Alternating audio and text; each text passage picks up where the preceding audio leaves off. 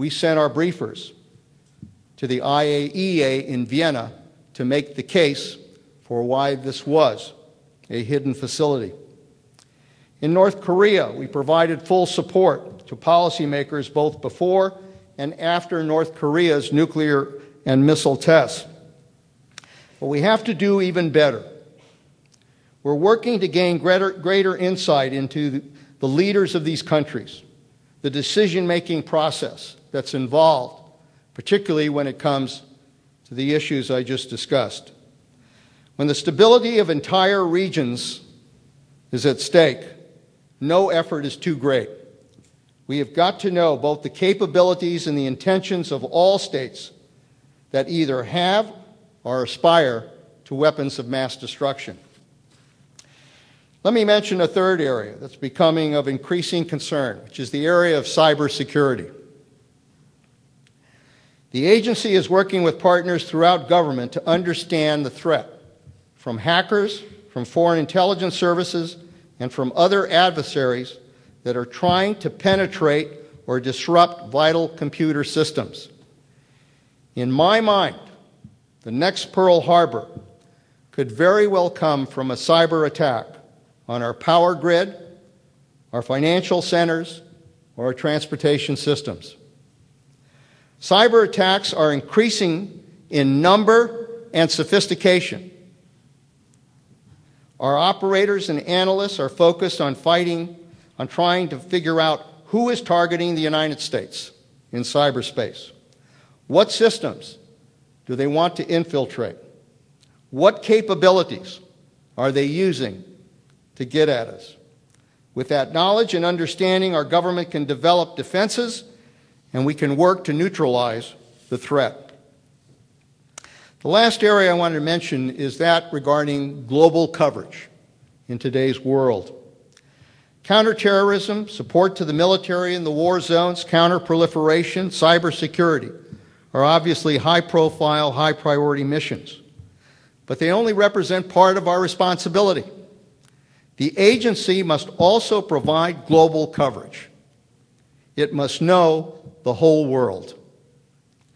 For example, we have to stay on top of developments in countries like China, Russia, India, Brazil, Mexico, Venezuela, Cuba, and nations from the Horn of Africa to Southeast Asia, from Latin America to Eastern Europe, from the Middle East to the Balkans.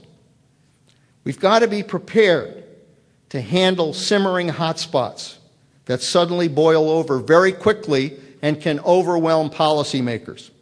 The conflict in Georgia in August of 2008 represents one of those examples. The coup in Honduras earlier this year represents another example of that kind of sudden conflict that can face us.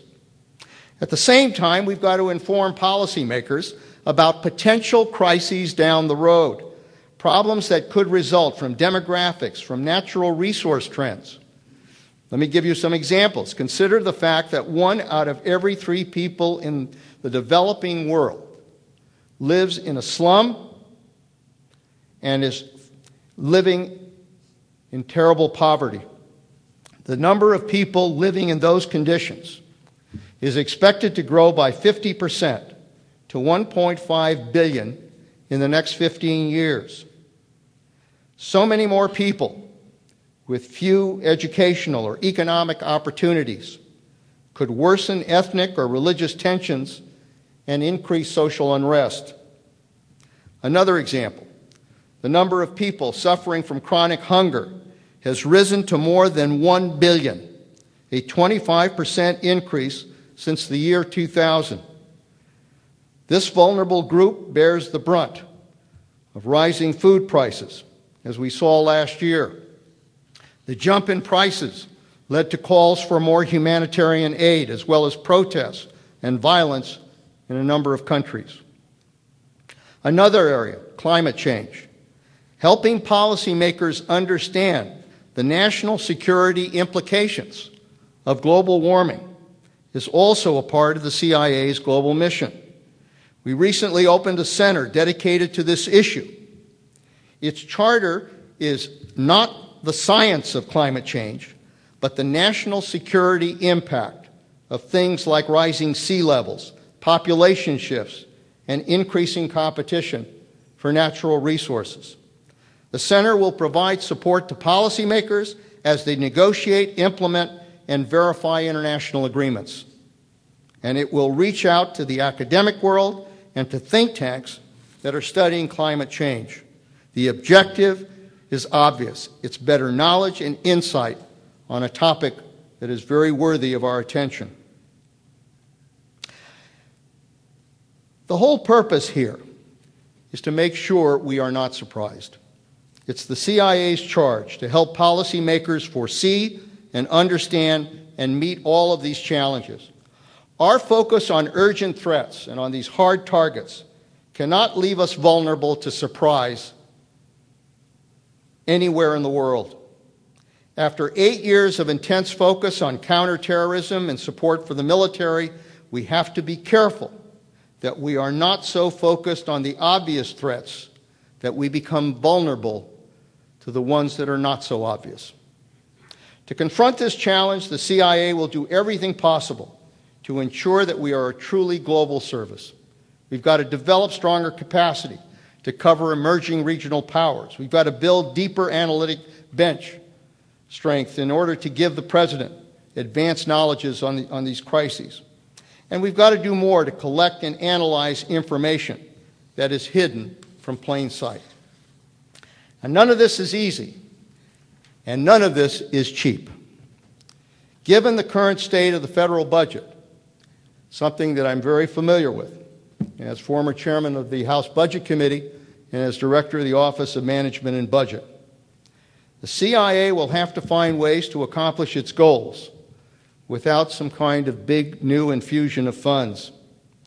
The agency must become more efficient in the way we operate. One of my goals is, frankly, to reduce our dependence on contractors by a total of 20%. This year alone, by doing that, we can produce savings of up to $100 million. With the help of the senior leadership of the agency, I've taken a comprehensive look at where are we today and where do we have to be in 5 years from now. As I said earlier, the goal is always to be one step ahead, identifying tomorrow's challenges and aligning resources to meet them.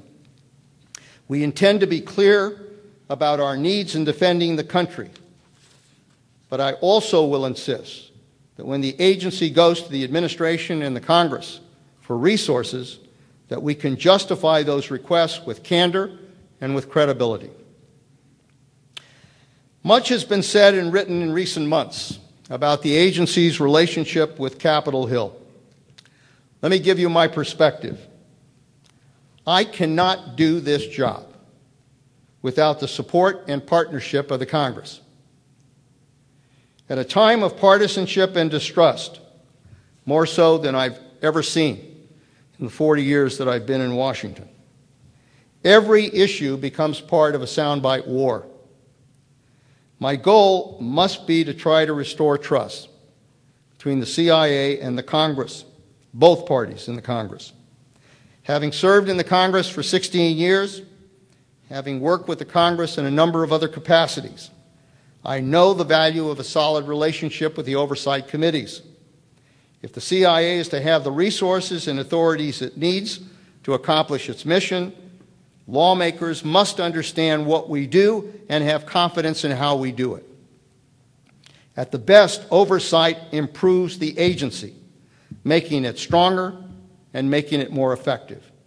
That's why I've spent a great deal of time and energy reaching out to the Congress and to many of my former colleagues. I need both parties, Democrats and Republicans, to support our mission. I cannot do this job alone. I need the support and trust of the Congress to establish the kind of partnership that they have to assume in protecting the national security. And finally, let me talk a little bit about the people at CIA. More than any of our strategic plans and initiatives, the single greatest influence on our agency's future will be the people who devote themselves to our mission. My job is to ensure that they have the skills, the tools, and the training they need to get this job done. Let me mention two areas of special emphasis. First, language training. As someone who represented an area that had the Defense Language Institute and the Monterey Institute of Languages, these are schools that provide important language training. And as a boy, during the time I was in Congress, I always felt that one of the things that, frankly, this country has not emphasized is language training. At the CIA, we have to have good language training for members of the CIA. I've announced a new program to increase language training, particularly for analysts and for collectors of intelligence.